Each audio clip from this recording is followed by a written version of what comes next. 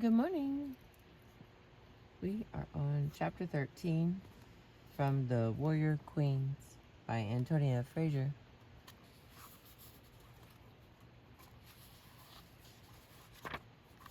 My little light is drawing little moths.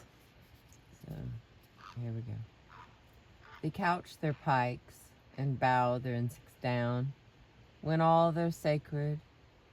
as their sacred royal queen passed by, in token of their loyal, hurried hearts,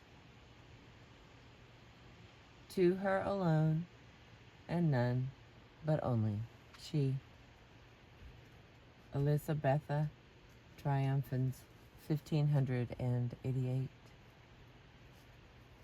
The reign in which the character of chariot-driving Boadicea was destined to be restored to British mythology or history did not begin under auspicious circumstances for a woman ruler. The concept was, on the contrary, generally attacked. Murmur ye at mine anointed, because she is a woman. Who made man and woman, you or I? If I made her to live, may I not make her to reign? These affronted questions were put into the mouth of Almighty God in a pamphlet in 1559, an harborer of faithful and true subjects against the late blown blast. What? Hang on. That's a sentence. Let me get through that again. An harborer for faithful and true subjects against the late blown blast. Yeah, that's the words and that's the order that they're written in. Alright, I continue. The anointed woman in question was Elizabeth Tudor, who had succeeded to the throne of England in the previous year at the age of 25. The author was John Aylmer, newly restored Protestant Archdeacon of Stowe. Aylmer's intention in quoting God, as it were, was to defend the new queen from a far noisier piece of propaganda. John Knox's "The first blast of the trumpet against the monstrous regiment of women." The virulence of Knox's language in attacking the whole concept of female sovereignty can scarcely be exaggerated. Neither the passage of time nor the standards of another age have paled the rich.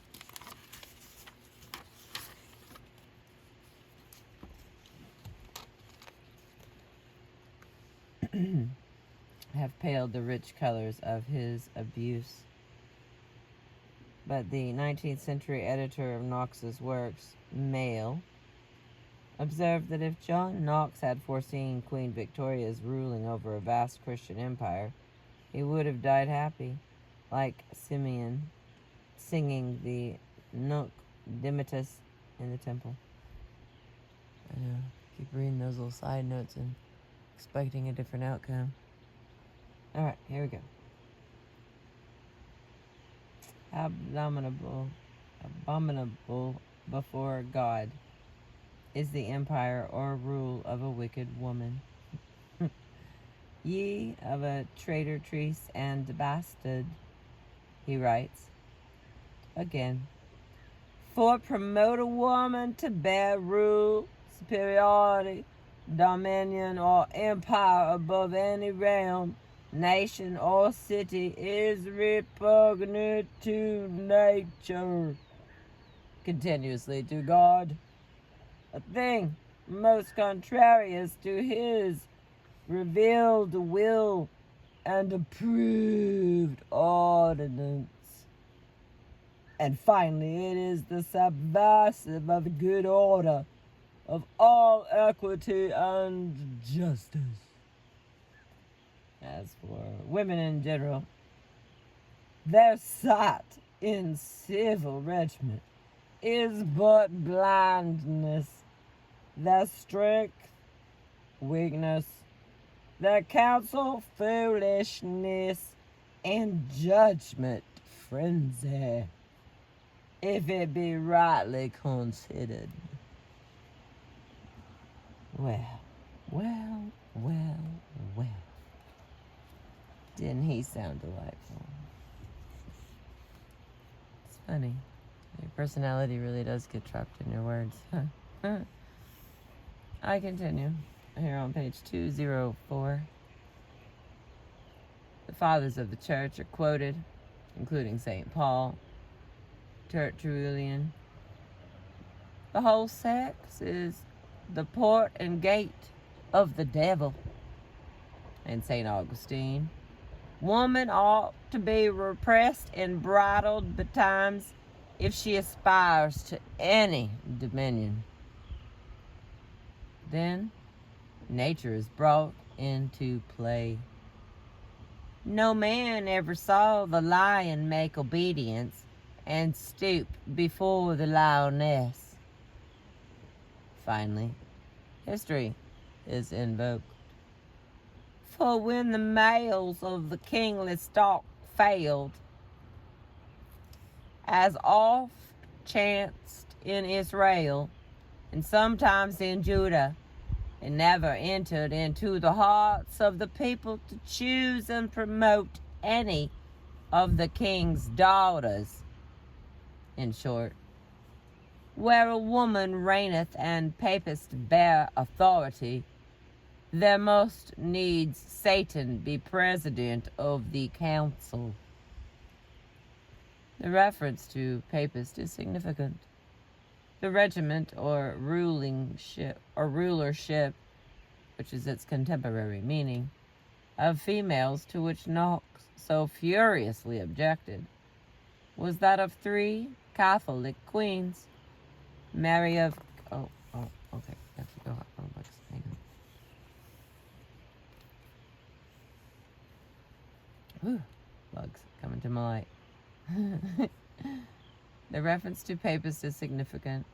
The regiment to rulership of females to which Knox so furiously objected was that of 3 Catholic queens. Mary of Guise, regent of Scotland in the absence of her daughter, Mary, Queen of Scots. Crowning her was to put a saddle upon the back of an unruly cow. Catherine de Medici in France, and Mary Tudor in England. It was a classic piece of historical bad timing that no sooner had Knox denounced the female regiment than a Protestant monarch, but one who unfortunately for Knox appeared to be a woman,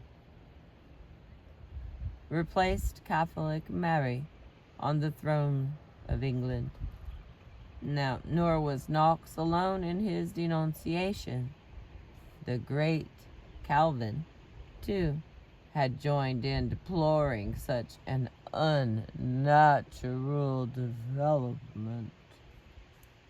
Speedy and embarrassed, revisionism was the order of the day, lest Elizabeth, the hope of the reformers, be fatally offended.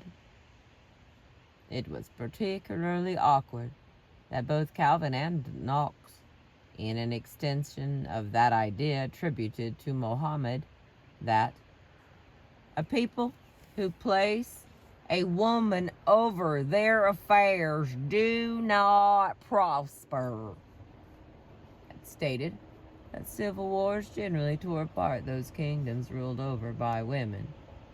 Insecure at the beginning of her reign, Elizabeth would hardly welcome the notion that God himself might foment a rebellion in her own realm just because she was a woman? Calvin wrote a mortified letter to Elizabeth's Secretary of State, William Cecil. He admitted that Knox had asked him, in a private conversation, what he thought of female sovereignty. I candidly replied that it was a deviation from the original and proper order of nature. Among the punishments men had to endure since the fall, it was to be ranked no less than slavery. Now, on the other hand, individual women were occasionally well endowed to govern, evidently raised up by God's authority, either to condemn the inactivity of the opposite sex or simply to set forth his own glory as a creator. Calvin insisted the biblical Deborah and Huldah that quoted the prophet Isaiah. Queens should be nursing mothers of the church. Knox had dismissed both Deborah and Huldah in the first blast. Sounds like his writing.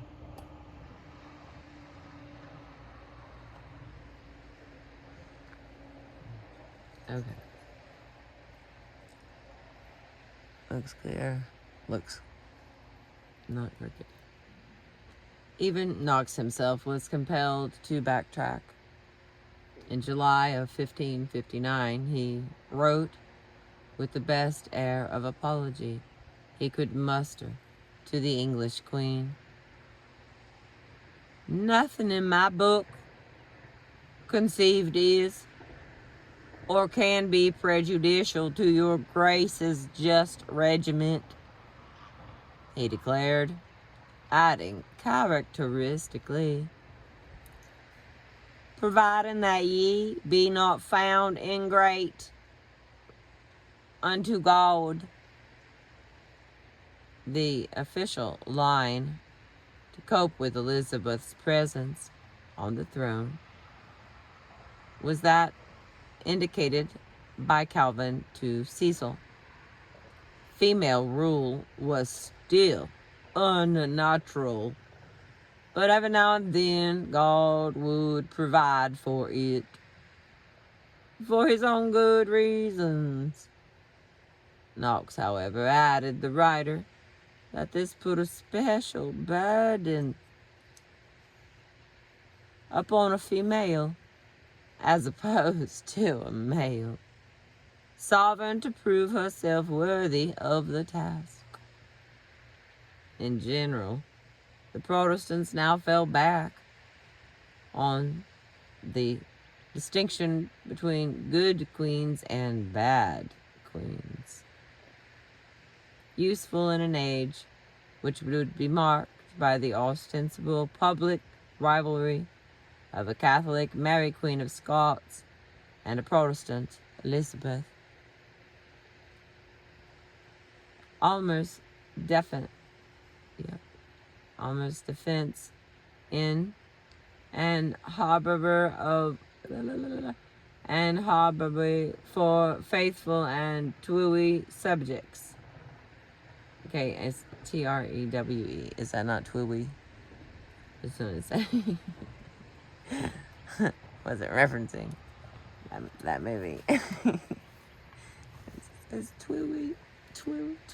Okay, here we go. Here we go. Stay on task.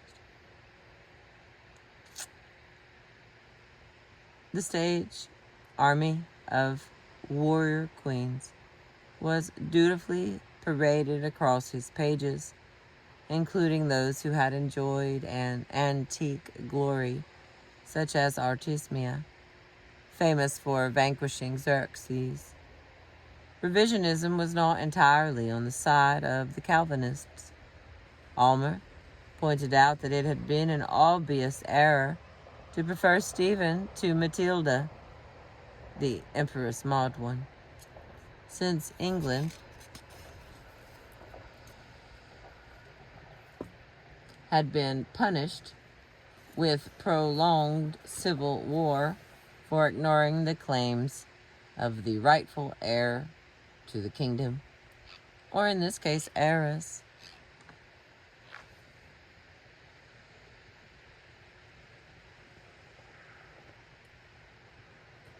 This stood the previous Calvinist argument on its head.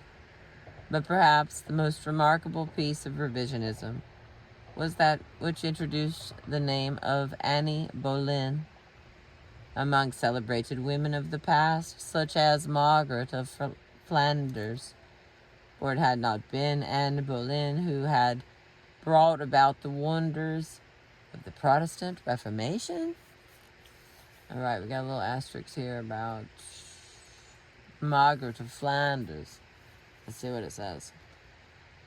It was another awkward situation that Henry VIII's Act of Succession of 1536, declaring Elizabeth to be a bastard, had never been repealed, nor was it repealed now.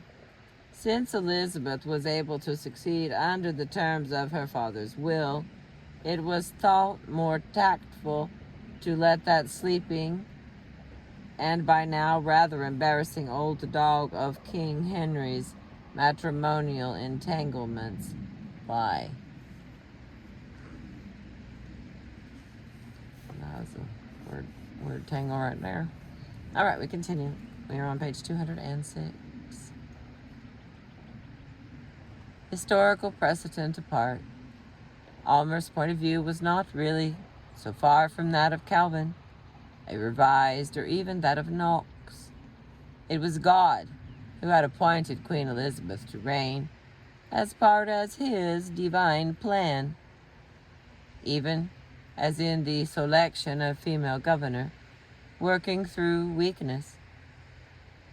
When Almer wrote that if God made her to live, might he not also make her to reign? He was impressly defending the divine selection of Elizabeth Tudor. In no way did Almer he not also make her to reign? He was expressly defending the divine selection of Elizabeth Tudor. In no way did Almer, Elizabeth's other defenders, Elizabeth's other critics, and above all, the Queen herself attempt to defend the right of women, in general, to rule equally with men. As it is impossible to exaggerate the virulence of Knox's language, the first blast, it is also impossible to exaggerate the general distaste and anxiety felt toward the notion of a female ruler.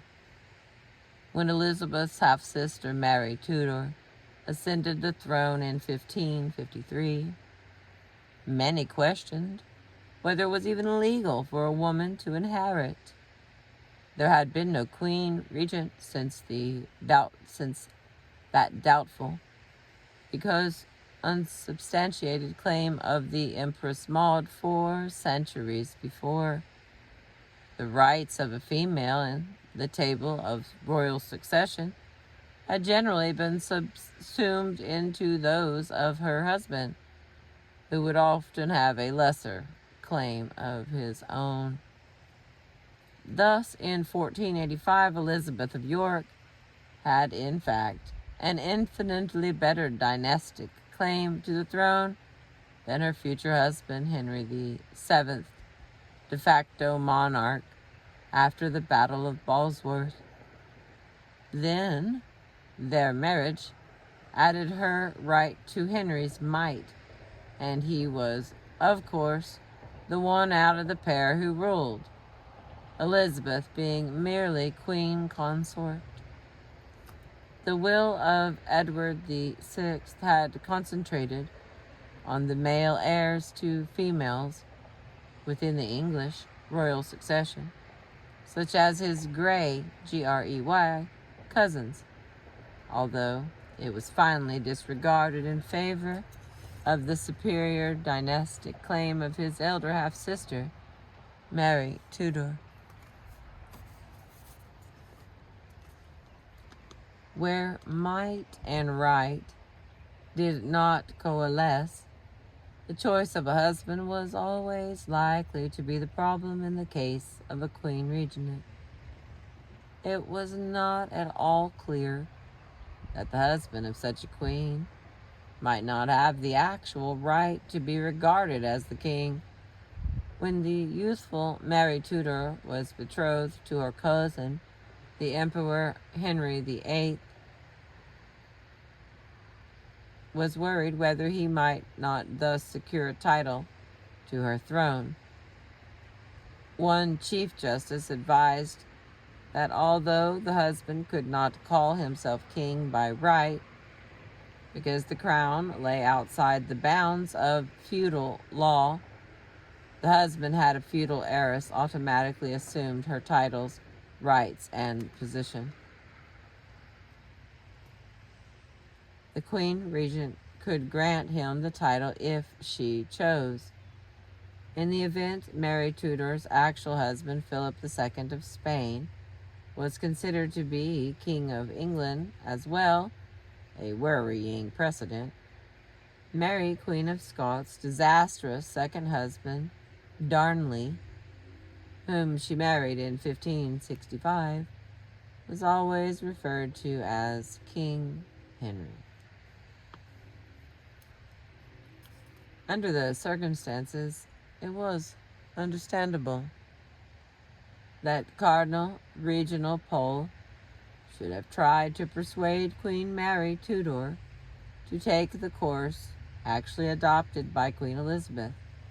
No marriage, but a single-minded devotion to that role granted her by heaven, and for which, though many dangers she had been signally spared,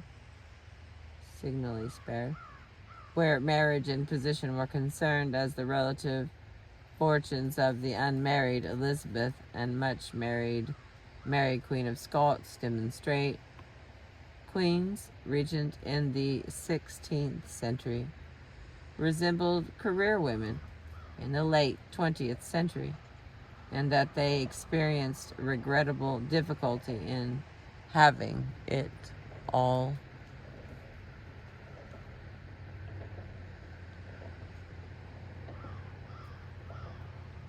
The objections to female regiment were not entirely theoretical. As Sir John Neely pointed out in his biography of Elizabeth I, government itself was a masculine business, with its world a court constructed for a king.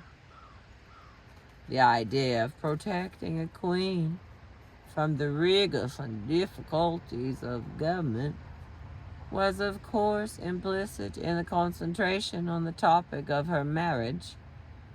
Elizabeth's widowed brother-in-law Philip II, and putative suitor at the beginning of her reign,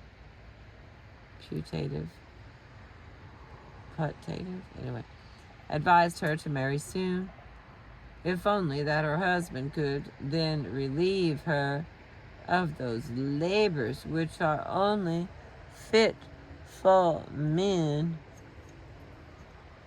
In vain, the coronation tableau leaned heavily on such stories as that of Deborah, ruling for 40 years of peace. The popular mood was better expressed by the fear of the Spanish ambassador de Feria, following Elizabeth's accession. What can be expected from a country governed by a queen and she a young lass, who though sharp is without prudence. This was not mere chauvinism in both senses of the word.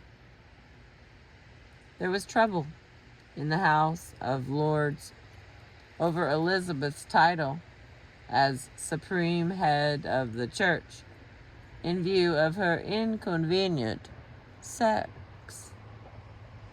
And Nicholas Heath, Archbishop of York, made what were described as some ripe remarks on the subject.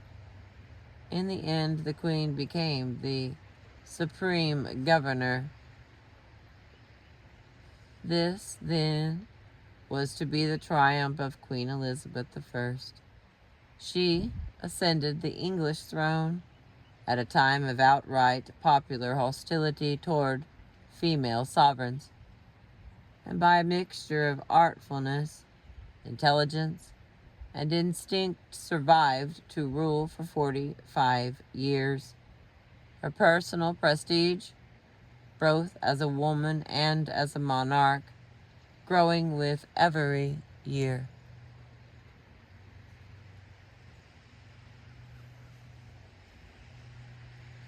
Such a triumph did not happen overnight. 2 years after Elizabeth's accession in 1560, when the question of her own successor was being raised, the claim of Henry Hastings, Earl of Huntingdon, the last of the Plantagenets, was advanced over those of a host of females of royal Tudor descent, including Mary, Queen of Scots. The cry is that they do not want any woman rulers. How sublimely different was the mood of Leicester will of August 1587, in which he hoped Queen Elizabeth, now in her 50s, would prove to be the eldest, the longest living prince that ever God gave over England. Leicester, the favorite, is held to be prejudiced. If Leicester, the favorite, is held to be a prejudiced source, then one might cite the tribute of Pope Sextus V. around the same time, against whom the same charge of prejudice can scarcely be laid. The Queen of England might be only a woman, he wrote, and only mistress of half an island. Yet she has made herself feared by Spain, by France, by the Empire, and by all. The triumph also remained personal to Elizabeth.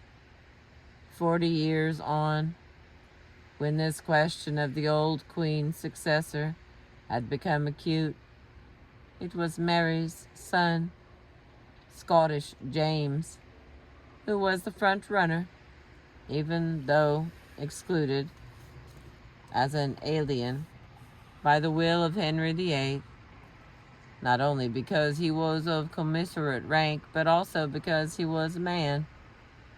The ever-confident French ambassador, ultimately, however,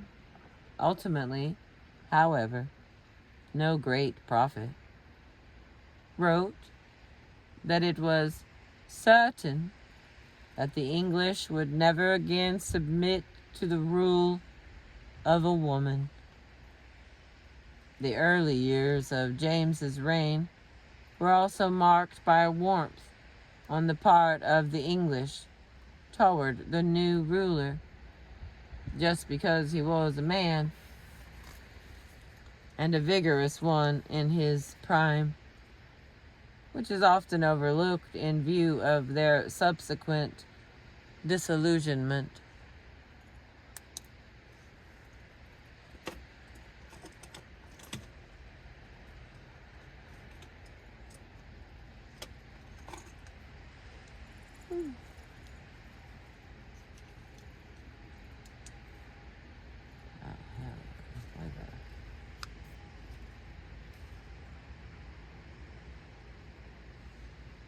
the general estimate of the female sex, never high, not only declined in the 17th century, but declined amid perceptible relief. Now, that humble lip service did not have to be paid to "she who was on the throne" in a poem printed in 1650 in memory of our dread virago. Elizabeth, Annie Bradstreet, called attention to this decline following the Queen's death. Now say, have women worth? Or have they none? Or have they some, but with our Queen it is gone? The fact was that the dread virago herself had never made any effort to improve the general appraisal of women's worth. For cogent reasons, that was the very last of her intentions. An interesting article in Feminist Review of 1980 by Alison Heinch considers Queen Elizabeth I at length in terms of those women who are honorary males and thus have no particular impact, unless indirect and negative, on the status of women of their time. The same negative argument is often applied by feminists to the presence of Mrs. Thatcher as Prime Minister of Great Britain, since, as will be seen, Mrs. Thatcher has explicitly denied any debt to women's liberation. Queen Elizabeth would hardly have approved of the source of these sentiments. A feminist review. Had she been granted a glimpse into the future to witness the rise of feminism, she would, one must believe, have greeted the spectacle with a royal shudder, just as Queen Victoria, another queen regent, looked on women's rights with abhorrence. On the other hand, Queen Elizabeth I would have heartily approved of the verdict of honorary male. It was customary for her to deride her own sex along stereotyped lines out of policy. For example, women were popularly supposed to be chatterboxes. When the Queen was congratulated on knowing 6 languages, she remarked wryly that it was no marvel to teach a woman to talk. It were harder to teach her to hold her tongue. She also believed what she said, for she was different. That was the constantly reiterated message. The differentness of the Queen from all the other female subjects was the cornerstone of her self-presentation, worked out or perhaps simply instinctively felt by a genius at the art. Her weapons in the self-presentation were 2. Firstly, she worked upon her female nature to provide a delicate, exquisite image of the lady who needed to be protected and the goddess who had to be adored. Secondly, she presented herself as a prince. Like many successful pieces of composite propaganda, the second part was in direct contradiction of the first.